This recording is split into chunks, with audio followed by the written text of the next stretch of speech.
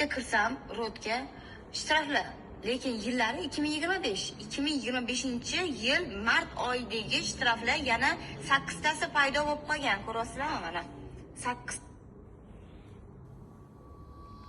Xo'p, holat qanaqa bo'lgan? Bular jarimalarni boshqa ilovalar orqali to'lab yurganligi bois ROD 24 ilovasini o'chirib tashlab, qayta yuklaganda jarimalar qaytadan ko'rinib qolgan. Shu holatda qo'rqmagan holatda jarimalarimizga kirib chiqib, har bittasida yangilanish tugmasini bosishingiz kerak bo'ladi. Shunda jarimalar ROD 24 dan ham ko'rinmay qoladi.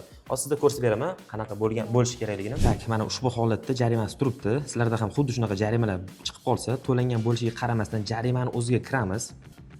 Mana yangilanish degan tugma bor. Shuni bosadigan bo'lsak, ushbu jarima to'langanlar qatoriga o'tib qoladi. Qaror yopildi deb ko'rsatyapti. Sizlarda ham shu kabi xunuk holatlar bo'lmasligi uchun iloji boricha ROD 24 orqali jarimalaringizni to'lashingizni maslahat beraman. Sababi barcha to'lagan jarimalaringizni kvitantsiyasi ilovada saqlanib bo'lib qoladi. Ilovadagi yangilanish tugmasi, ya'ni tekshirish tugmasi yana qachon foyda beradi? Misol uchun sug'urta sotib olsangiz, texnik ko'rikdan o'tgan bo'lsangiz, tonirovka sotib olsangiz yoki ishonchnoma sotib olsangiz, bularda ham ilovada ko'rinish uchun iloji boricha tekshirish, yangilanish tugmasini bossangiz ilovada ko'rinadi. Endi men sizga savolim bor. O'zi jarimalar 48 soat ichida kelish kerakmi?